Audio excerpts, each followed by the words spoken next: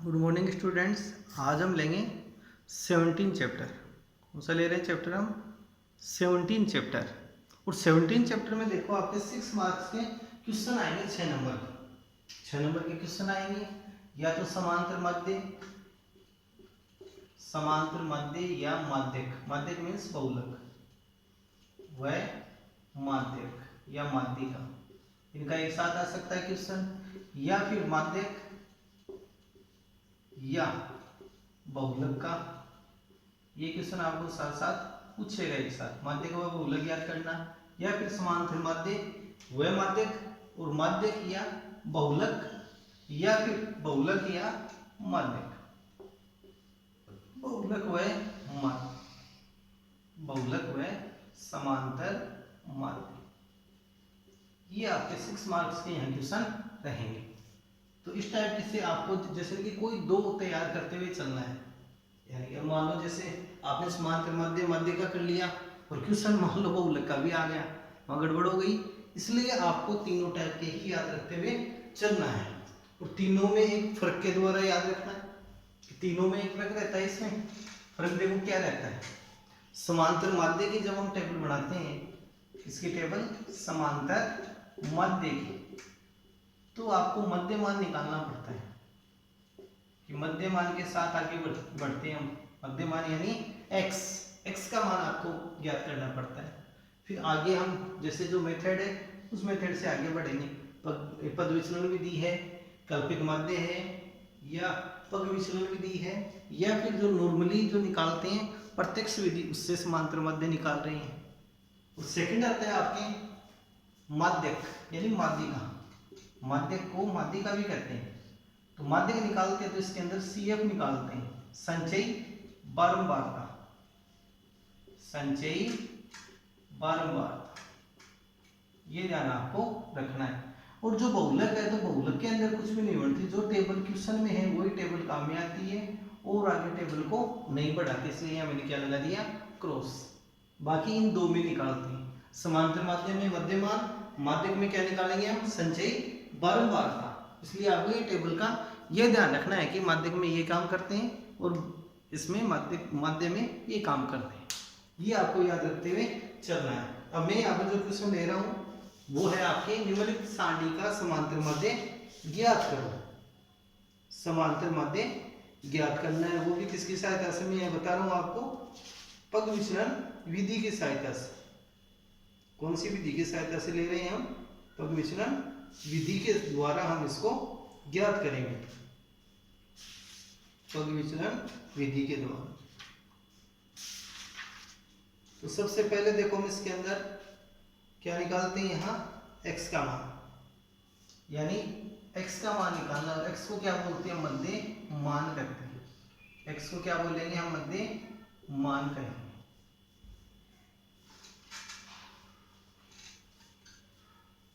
यानी इसको बोलेंगे मध्यमान, मध्यमान x। तो मध्यमान कैसे निकालते हैं, ये fi है और ये xi। तो 0 और 10 के बीच का, 0 और 10 के बीच का आपको पता करना है। तो इसकी जो निम्न सीमा है 0 और इसकी ऊपरी सीमा है 10, इन दोनों को जोड़ेंगे, जोड़कर हम 2 का भाग दे देंगे। तो 0 में 10 को जोड़ो, बटे में 2, तो 10 बटे 2 बराबर कितना आ गया, 5। यहाँ पर हमने इंगित कर दिया 5। और अब देखना इनका अंतर कितना कितना चल रहा है आपके पास। इनका अंतर है 10 का, 10 से 20 में 10 का अंतर, 10 का अंतर, 10 का अंतर, और लास्ट वाले में भी 10 का अंतर। तो इसके अंदर अब आप 10 ऐड करते जाओ। तो 5, 10 और 5 15, 15 में 10 को ऐड किया 25, 25 में 10 और जोड़ो 35, 35 में 10 और जोड़ो 45। ये सब काम हमने यूं कर लिया। अब इसके बाद आपको u निकालना है। u का सूत्र क्या होता है, xi माइनस a बटा h। ये u का सूत्र। अब u हम कैसे निकालें, तो पहले तो हमारे को क्या लेना है, यहाँ पे a, एक, और देखो इस a का मतलब हो जाएगा कल्पित माध्य। a का मतलब क्या होगा, कल्पित माध्य। समांतर माध्य ज्ञात कर रहे हैं, ये क्वेश्चन था, क्वेश्चन को यहाँ से हटा दिया मैंने। अब यहाँ पर आपको क्या लेना है, ए, और ए का मतलब हो गया कल्पित माध्य, कल्पित माध्य। और कल्पित माध्य हम कैसे ज्ञात करेंगे, यहाँ से देखो जो xi वाले मान है, xi वाले मान है उनमें ठीक बीच वाला आपको लेना है। 1 2 3 4 5, 5 कॉलम है, तो बीच वाला कौन सा हो गया, तीसरे नंबर वाला। बीच वाला कौन सा आ गया, तीसरे नंबर का। जैसे अब आपके दिमाग में क्वेश्चन आता है मुझे कई बार तो यहाँ पर 6 आ जाए, कितने आ जाए कॉलम, 6 आ जाए, 1 2 3 4 5, छठा और हो तो आप तीसरे या चौथे नंबर वाले में कोई भी एक ले लो, या तो तीसरे नंबर वाला ले लो या चौथे नंबर वाला ले लो, यानी लेना है बीच में से आपको, तो अभी हमारा सही जाता है। अब देखो ठीक इसके सामने आपको अंकित करना है 0, और इसके ऊपर वाले पद माइनस के, नीचे वाले पद प्लस के। ऊपर वाले में 0 या -1 -2 -3 -4 आगे तक चलता जाएगा ही, लेकिन ऊपर कितने कॉलम में, 2 है, तो -1 -2, नीचे 1 और 2 प्लस, नीचे वाले प्लस के ऊपर वाले माइनस के। अब देखो यहाँ पर -1 कैसे आया है ये और आपको बताते हैं, या फिर -2 कैसे आया, तो xi का मान कितना है 5, माइनस a का मान कल्पित माध्य हमारे पास 25, ये 25 बट्टे में h का मतलब होता है वर्ग अंतराल। वर्ग अंतराल कितने का चल रहा है इनमें, 10 का, जिसको ऊंचाई भी कहते हैं, इसका मान आ गया 10। अब 5 में से 25 को घटाओ, माइनस के 20 बट्टे 10, 0 0 कट के कितना आ गया, -2। तो इस प्रकार से देखो, इस इतना करने में मेरे को टाइम लगेगा, इससे ठीक सीधा यहाँ 25 है, इसके सामने 0, और जो है ये ऊपर वाले पद इनको माइनस में, नीचे वाले पदों को प्लस में आप अंकित कर दो। अब जो अगला कॉलम बनेगा, अब जो अगला कॉलम इसका बनेगा वो बनेगा fi को ui से गुणा कर दो, fi गुणा ui, इस कॉलम में आपको चलना है। fi को किससे गुणा कर रहे हैं हम, ui से, तो fi को ui से गुणा करें, 3 को -2 से गुणा करेंगे, 3 गुणा -2 बराबर -6, 5 को गुणा करेंगे -1 से तो कितना आ जाएगा, -5, 7 को 0 से गुणा करेंगे तो 0, 3 को 1 से गुणा करेंगे तो 3, और 2 को 2 से गुणा करेंगे तो 4। अब ये प्लस के पद हो गए, ये माइनस के पद हो गए, तो प्लस वाले को अलग से जोड़ना है आपको, माइनस वालों को अलग से जोड़ना है। 4 और 3 7 प्लस के, इनका योगफल कितना आ गया आपके पास, 7 प्लस का, और 6 और 5 माइनस के 11। अब लास्ट में आपको इनका लेना है योगफल, सिग्मा fi ui, तो माइनस के एक तो 11 है, प्लस के 7 है, तो 11 में से 7 को घटा दो तो माइनस के 4। देखो माइनस का पद यहाँ बढ़ा है तो माइनस के 4 आ जाएगा। और यहाँ से लेते हैं इनका योगफल, कि बारंबारताओं का योग, तो 3 और 2 5, 12 और 5 17 और 3 20, तो बारंबारताओं का योग हमारे पास कितना आ गया, 20 आ गया। अब यहाँ हम सूत्र प्रयोग करेंगे समांतर माध्य का। समांतर माध्य किसके द्वारा है, ये कल्पित माध्य की सहायता से। तो x बार a, तो ये सूत्र a plus sigma fi ui sigma fi गुणा h, इस सूत्र का आपको प्रयोग करना है। अब a का मान देखो आपके पास कितना, a का मान, a मीन्स कल्पित माध्य है 25 प्लस सिग्मा fi ui का मान आपके पास है माइनस के 4, ये लिख दिया। सिग्मा fi यानी बारंबारताओं का योग है 20, ये लो जी 20, गुणा h का मान, h मीन्स क्या आ गया, वर्ग अंतराल, 40 10 के बीच का h कितना आ गया 10, ये मान हम ऊपर लिख देते हैं टेबल के, तो h का मान कितना आ गया 10, तो 25, 0 से 0 कट गया। अब -4 में 2 का भाग दे दो, -4 में क्या करेंगे 2 का भाग देंगे, तो 25 -4 का भाग दिया 2 में तो 2, 25 में 2 गया तो कितना आ गया 23, तो इसका जो समांतर माध्य है वो कितना आ जाएगा 23। अब कई बार ये दशमलव में भी आता है, लेकिन यहाँ तो परफेक्ट आ चुका हमारे पास। अब देखो नेक्स्ट क्वेश्चन है निम्न बारंबारता बंटन का माध्यक ज्ञात करो। अब नेक्स्ट में हमारे को क्या निकालना है, माध्यक। पिछले क्वेश्चन में हमने निकाला था समांतर माध्य और अब निकालेंगे माध्यक। तो पहले भी मैं बता चुका हूं कि हम जब माध्यक ज्ञात करते हैं, क्या ज्ञात करते हैं, माध्यक ज्ञात करते हैं तो हमारे को संचयी बारंबारता बनानी रहेगी। इस क्वेश्चन में जहां भी आएगा माध्यक आता है वहीं आपको क्या बनानी रहेगी, संचयी बारंबार, संचयी बारंबार ये बनानी पड़ेगी। संचयी बारंबारता को CF के द्वारा हम लिखेंगे। किसके द्वारा लिखेंगे इसको, CF के द्वारा। ये आपको ध्यान रखना है किससे। अब देखो नेक्स्ट हम लेते हैं CF से। अब CF निकालने के लिए बारंबारताओं को हम तिरछा करके जोड़ेंगे, बारंबारताओं का तिरछा जोड़ हम लेंगे। ये कॉलम कंप्लीट हमने कर लिया।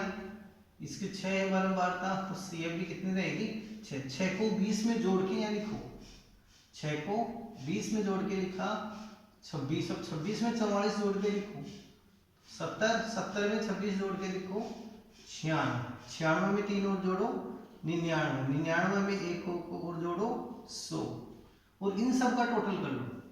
3 1 4, 26 4 30, 30 44 74, 74 और 20 94, 94 में 6 को जोड़ा तो 100। इसको कहेंगे सिग्मा एफ बराबर 100। सिग्मा एफ का दूसरा नाम एन भी है। एन का मान कितना आ गया हमारे पास, 100। यहाँ जो यहाँ पर है माध्यक उसके अंदर हम एन काम में लेंगे। सिग्मा एफ है यानी कि जो भी बारंबारताओं का योगफल है उसको एन भी कह सकते हैं या हम सिग्मा एफ भी हम कह सकते हैं। और यहाँ पर देखो लास्ट का मान भी कितना है आपके पास, संचयी बारंबारता का 100। तो लास्ट का मान और योगफल हमेशा क्या आएगा, यहाँ बराबर आएगा। यदि मान लो इन दोनों में कोई भिन्नता आए, कोई भिन्नता आए तो समझ जाना आपका या तो CF करने में गलत हो चुका है या इनका जो जोड़ किया आपने बारंबारताओं का इस जोड़ में गलती हो गई है। अब यहां से हम पता करते हैं क्या, माध्यक वर्ग। अगली स्टेप आती है माध्यक वर्ग पता करना। तो यहां से लेंगे n/2 और n का मान कितना है आपके पास, 100। 100 में 2 का भाग देंगे तो कितना आ जाएगा, 50। और 50 से ठीक बड़ी CF, 50 से ठीक बड़ी CF, ठीक बड़ी CF कौन सी है, 50 से ठीक बड़ी CF 70।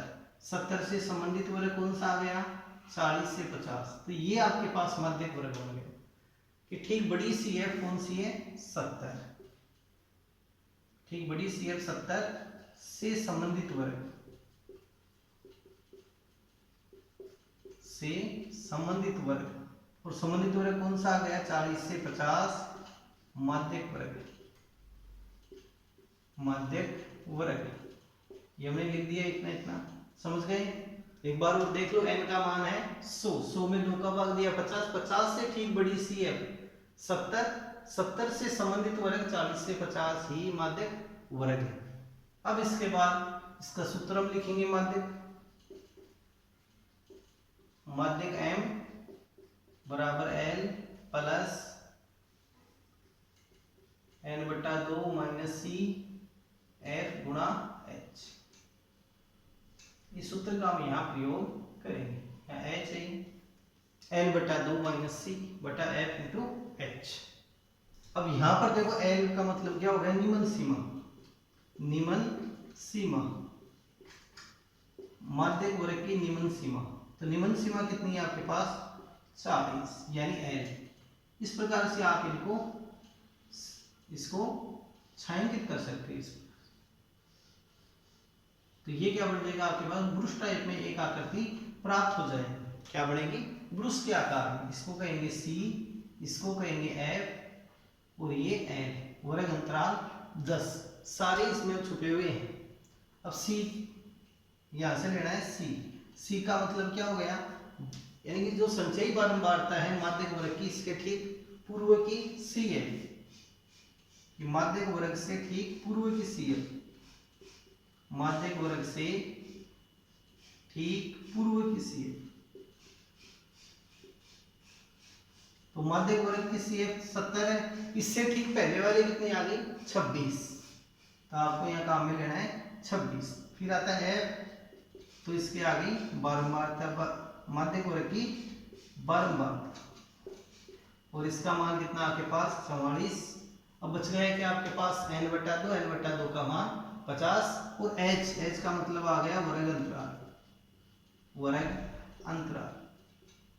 और वर्ग अंतराल हमारे पास कितने का इनमें अंतर, 70 से 80, 60 से 70, यानी कि इनका अंतर 40 से 50 का जो कितना बन रहा है 10 का, तो यहाँ लेंगे 10। अब ये सारे मान इस उत्तर में हम रखेंगे और माध्यक ज्ञात करेंगे। m l का मान निम्न सीमा 40 प्लस n/2, n का मान 50, n का मान 50 माइनस c का मान कितना है, माध्यक वर्ग से ठीक पहले की बारंबारता यानी 26, f का मान 44, h का मान कितना आपके पास वर्ग अंतराल 10 का। अब इसका हल करते हैं, तो 40 प्लस 50 में 26 को घटाओ, 24/44 गुणा 10। अब 24 और 44 किसी पहाड़े से काट सकते हैं क्या, ये सोचो आप, तो इसको हम 4 के पहाड़े से काट सकते हैं। तो 4 का भाग दो 24 में, तो 6 बार 4 का भाग दिया तो 11 बार, 10 को 6 से गुणा कर दो, 60/11 प्लस 40। अब 11 का भाग दे दो 60 में, तो 11 5 55, बच गए 5, पॉइंट लगाते 0 50, तो 4 बार ये 44, ये आ गए 6 दोबारा 60 दोबारा 5, तो कितना आ गया 5.45, तो 40 प्लस 5.45। अब इनको जोड़ करना है हमारे को, तो 40 में कितने को जोड़ रहे हैं हम, 40 के बाद 2 जीरो मान लो, 5 पॉइंट के नीचे पॉइंट को रखना है आपको, और 4 5 प्लस करना है, तो 5 4 5 4, तो 45.45। तो अतः माध्यक बराबर 45.45। तो अंत में हम यह लिख सकते हैं, अतः माध्यक बराबर 45.45। यह आ जाएगा उपरोक्त बारंबारता बंटन का माध्यक।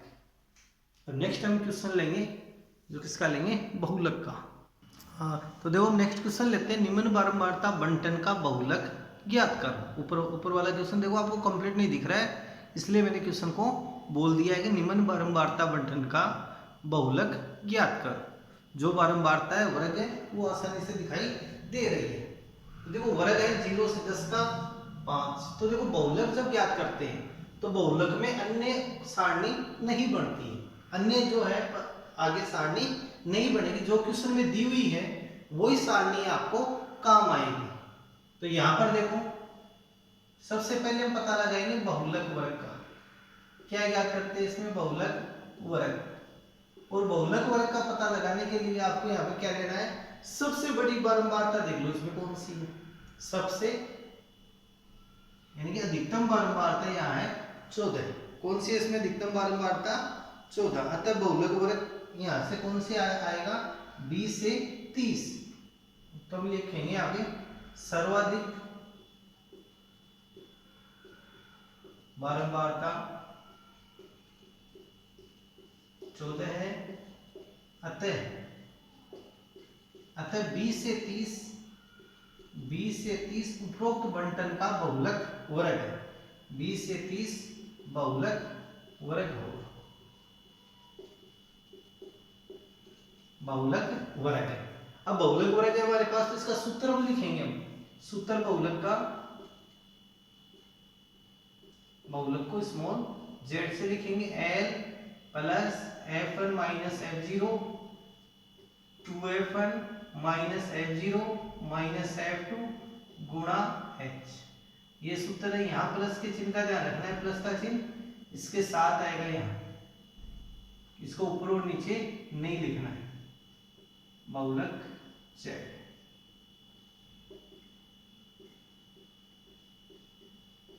बहुलक z बराबर l plus bracket F1 minus F0 बटे 2F1 minus F0 minus F2 गुना H। इस सूत्र का हम यहाँ प्रयोग करेंगे। अब यहाँ पर देखो L का मतलब है निम्न सीमा, बहुलक वर्ग है उसकी निम्न सीमा कितनी है 20 और ये है ऊपरी सीमा। दो सीमाएं होती है इसमें, ये तो निम्न सीमा और ये कौन सी हो गई ऊपरी सीमा। तो L का मान आ गया 20 निम्न सीमा। फिर लेना F1, तो आपको यहाँ से दिखाना है F0 F1 और F2। इस प्रकार से इसको छायांकित कर देते हैं थोड़ा सा।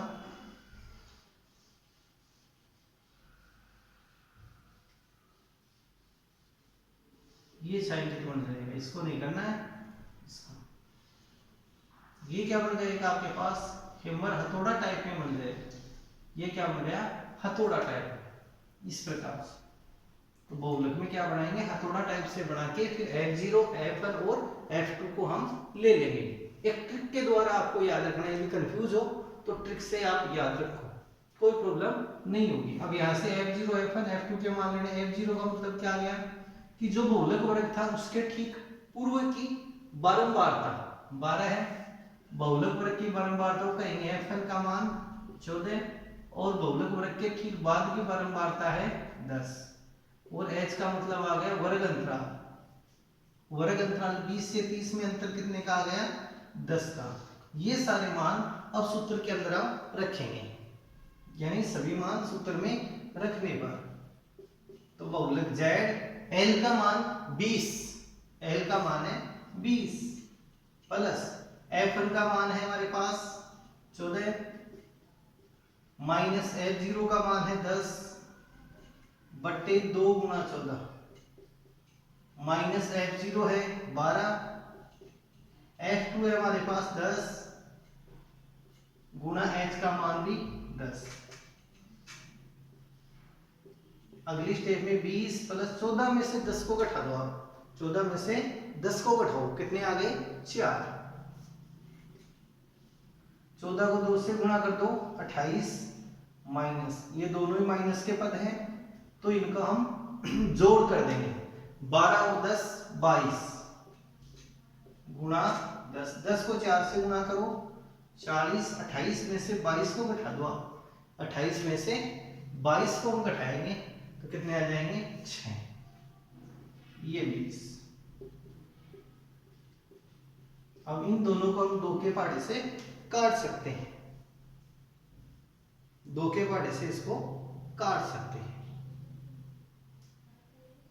सॉरी F0 का मान हमारे पास कितना है यहाँ 10 की जगह 12 आएगा। F0 का मान 12, तो 14 में से 12 गया तो कितना आ गया 2, 14 में से 12 गया 2, 2 को 10 से गुना करेंगे तो 20। अब इसको 2 के पहाड़े से आप काट दो, 20 को और 6 को, तो 10 बटे 3।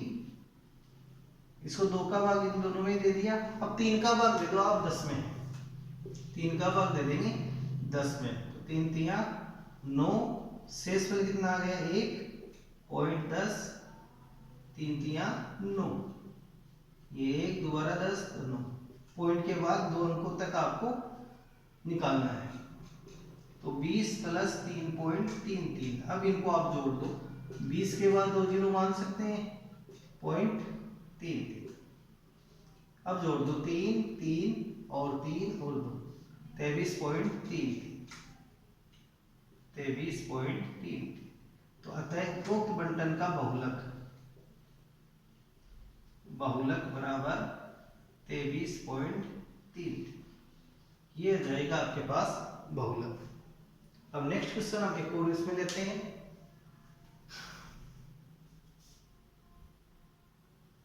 हाँ अब देखो नेक्स्ट क्वेश्चन है 17.2 का क्वेश्चन नंबर 8वां, और क्वेश्चन नंबर 8वां है कि निम्न बारंबारता बंटन का माध्य आपको दे रखा है। क्वेश्चन में आपको ध्यान देना है क्या है दिया हुआ आपको माध्य, और ज्ञात क्या करना है आपको अज्ञात बारंबारताएं। अज्ञात बारंबारताएं एक तो ये, इसको हम a मान सकते हैं और इसको क्या मान सकते हैं b, a और b अज्ञात बारंबारताएं। अब देखो यहाँ पे माध्य आया है तो हम अगला पद कौन सा निकालेंगे, यानी कि मध्यमान। लेकिन यहाँ पर देखो ये आपके पास वर्गीकृत नहीं है, जो आपके पास बंटन है वो वर्गीकृत नहीं है, इसलिए अगला पद कौन सा निकलेगा प्रत्यक्ष विधि से हम करेंगे। जिसको एफ आई एक्स आई, इनको गुणा करते हुए हम लेंगे। तो इसको गुणा कर देते हैं, 0 को 46 से गुणा करेंगे तो 0, a को a से गुणा कर दो तो a, 2 को b से गुणा करेंगे 2b, 25 को 3 से गुणा करेंगे 75, और 10 को 4 से गुणा करेंगे 40, 5 को 5 से गुणा कर दो 25। अब इसके बाद इनका जोड़ करो, बारंबारताओं का योग। तो 10 से 5 15, 15 और 25 40, 40 और 46, 86 plus a plus b, a plus b। ये मान किसका आ गया है? सिग्मा एफ आई, बारंबारताओं का योग। और ये भी क्या है? सिग्मा एफ आई, बारंबारताओं का योग। एक तो देखो आपको क्वेश्चन में दिया हुआ है 200, तो बारंबारताओं का योग, और यहां से बारंबारताओं का योग है 86 प्लस a प्लस b। तो इन दोनों का योगफल हम क्या करेंगे? बराबर। तो 86 प्लस a प्लस b बराबर है 200। इसका पक्षानुमान कर दो 86 का, तो ये माइनस में आ जाएगा। तो a प्लस b बराबर कितना आ गया? 200 माइनस 86। 200 में से 86 को घटाओ 114, a प्लस b। या फिर यहां से b का भी पक्षानुमान कर देते तो a बराबर आ गया 114 माइनस b। ये आ गया हमारे पास समीकरण नंबर 1। यानी यहां तक आपने पहला समीकरण बना लिया। फिर दूसरा जो समीकरण बनाएंगे वो चलेंगे माध्य से। अब आपको किससे चलना पड़ेगा? माध्य से। यानी x बार का मान आपके पास क्वेश्चन में है 1.46, ये दिया है माना, ये दिया हुआ। तो हम यहाँ पर कौन सी विधि का प्रयोग करेंगे? अब आगे इनका जोड़ करेंगे, सिग्मा एफ आई एक्स आई बराबर, इनको जोड़ो 75, 2500, 140 और a प्लस 2b। तो a प्लस 2b प्लस 140। इस संख्याओं को हम अलग से जोड़ेंगे, 3 ये संख्या, और a और 2b के पद अलग से जोड़ में ही रहेंगे, ये इन संख्याओं में नहीं जुड़ेंगे। इसलिए क्या लिखा? a plus 2b plus 140। अब यह सूत्र लगाएंगे x बार का, सिग्मा एफ आई एक्स आई बट्टे सिग्मा एफ आई बराबर x बार। इस सूत्र का हम यहाँ प्रयोग करेंगे। अब देखो सिग्मा एफ आई एक्स आई का मान आपके पास कितना है? a plus 2b plus 140, a plus 2b plus 140 बट्टे में सिग्मा एफ आई का मान। सिग्मा एफ आई का मान कौन सा काम में लेना है आपको? ये 200 वाला जो दिया हुआ मान है क्वेश्चन में, वो मान आपको काम में लेना है, जो आपके पास है 200 बराबर x बार का मान है समांतर मध्य 1.46। अब यहां से इसके पॉइंट को आप हटाओ, यहां से क्या करेंगे? पॉइंट को हटाएंगे। a प्लस 2b प्लस 140 बट्टे 200 बराबर 146 बट्टे 100। देखो दो अंकों के बाद पॉइंट है तो पॉइंट को हटा दिया, पॉइंट को हटा दिया क्या आगे 2 जीरो यानी 100 लगा दिया। अब दोनों पक्षों में 2 से 2 जीरो कैंसिल, 2 को 146 से गुणा कर दो। तो a प्लस 2b प्लस 140 बराबर 146 को 2 से गुणा किया तो 292। अब इस 140 का पक्षानुमान कर लो तो a प्लस 2b बराबर 292 माइनस 140। अब 292 में से 140 को आप घटा दो तो कितना आ जाएगा? 152। ये मान आ गया a प्लस 2b। ये समीकरण नंबर 2 आपके पास। अब देखो समीकरण 1 से आपको a का मान, समीकरण 1 से a का मान समीकरण 2 में रखने पर, यानी a बराबर 114 माइनस b रखने पर ये मान आप यहाँ रख दो, तो हम यहाँ से b का मान ज्ञात कर सकते हैं। यानी मान प्रतिस्थापित हमने कर दिया, तो a का मान 114 माइनस b प्लस 2b बराबर 152। अब देखो यहाँ से 2b में से b को घटाओ तो क्या बच गया? 1b, और 114 का इधर पक्षांतर कर देंगे, ये प्लस वाला है, प्लस वाले का पक्षांतर करेंगे तो किसमें जाएगा? ये माइनस में। तो b का मान आ गया 152 माइनस 114। 152 में इसको 114 को घटा दो तो कितना आ जाएगा? b का मान 38। तो b का मान आपके पास आ गया 38। अब b का मान 38 समीकरण 1 में रखकर हम a का मान ज्ञात कर सकते हैं। यानी समीकरण 1 में b की जगह 38 आप रख दो। समीकरण 1 में यानी a बराबर 114 माइनस b, ये था समीकरण नंबर 1 हमारे पास। और इसमें b का मान कितना रखेंगे 38। इस समीकरण 1 में